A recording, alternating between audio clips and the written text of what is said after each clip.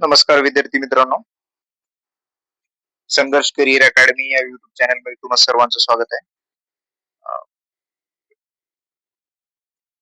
उच्च न्यायालय भरतीमध्ये मराठी विषयासाठी 10 प्रश्न आहेत.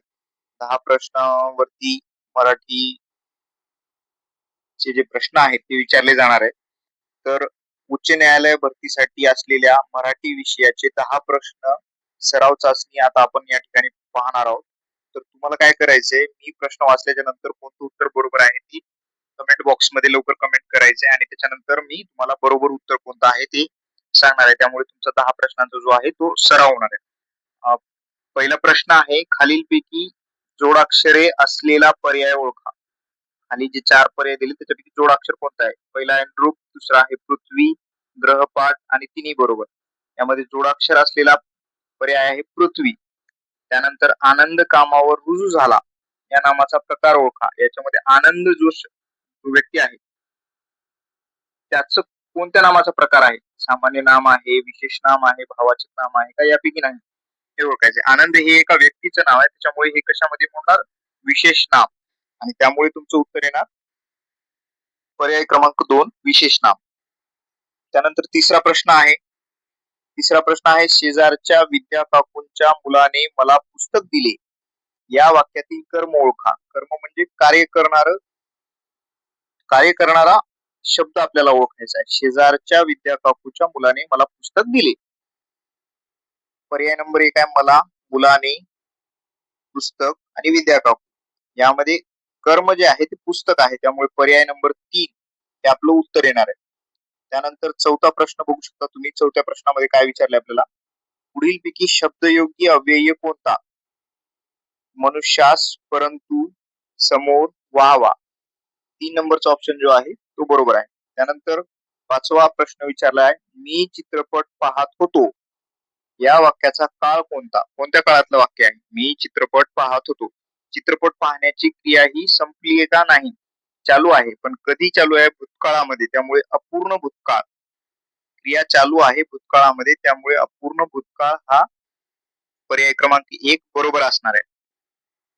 त्यानंतर 6वा प्रश्न आहे, नवोढा या शब्दाचा समानार्थी शब्द कोणता? नंबर 1 ला आहे कुमारिका, 2 ला आहे गृहिणी, 3 ला आहे लेकुरवाळी आणि 4 ला आहे नववधू. नवोढा या शब्दाचा समानार्थी शब्द येणार नववधू. त्यानंतर 7वा प्रश्न आहे, कांदा पडला पेवात, पिसा हिंडे गावात. ही म्हण कोणत्या बोलीभाषेतील आहे? ही म्हण कुठून आली आहे? कोणत्या बोलीभाषेतून आली आहे ते आपल्याला ओळखायचे. 1 नंबर ऑप्शन आहे वराडी, 2 नंबर आहे मालवणी, 3 नंबर आहे सातारी आणि 4 नंबर आहे हलवी. तर याचं बरोबर उत्तर आहे वराडी. 8 नंबरचा प्रश्न बघू शकता तुम्ही, पक्ष्यांचे ठसे हा काव्यसंग्रह कोणाचा आहे? अशा प्रकारचे प्रश्न तुम्हाला हमखास पाहायला मिळतात. तर 1 नंबर ऑप्शन आहे सुधीर मोघे, दुसरा आहे इंदिरा संत, तिसरा कवी ग्रेस आणि चौथा आहे नाधो महानोर. तर याचं बरोबर उत्तर आहे सुधीर मोघे. त्यानंतर 9वा प्रश्न आहे. 9व्या प्रश्नामध्ये काय विचारलं बघा तुम्ही, हात हलवत परत येणे या वाक्यप्रचाराचा विरुद्धार्थी वाक्यप्रचार ओळखा. म्हणजे हात हलवत परत येणे म्हणजे कोणतंही काम झालं नाही, काहीतरी काम करायला गेला आणि मग परत तसाच आला. तर पर्याय नंबर 1 आहे हात चुळीत येणे, 2 नंबरचा आहे हातपाय गाळणे, 3 नंबरचा आहे काम तडीस नेणे आणि 4 नंबरचा आहे रिकामा येणे. तर हात हलवत येणे याच्या विरुद्धार्थी वाक्यप्रचार जो असणार आहे तो काम तडीस नेणे, 3 नंबरचा ऑप्शन बरोबर असणार. त्यानंतर बालमन या सामासिक शब्दात कोणता समास आहे ते ओळखायचं. 1 नंबरचा ऑप्शन आहे कर्मधारय, 2 नंबरचा आहे द्विगु, 3 नंबरचा आहे द्वंद्व आणि 4 नंबरचा आहे तत्पुरुष. याचं उत्तर तुम्हाला कमेंट बॉक्स मध्ये करायचं आहे. पुढच्या व्हिडिओमध्ये जे आहे ती या प्रश्नाचं आपण उत्तर पाहणार आहोत. धन्यवाद. अशा नवनवीन व्हिडिओसाठी तुम्ही आमच्या चॅनलला सबस्क्राईब करू शकता, ज्यामुळे तुम्हाला सराव होईल आणि प्रश्नांची तोंडओळख होईल. धन्यवाद.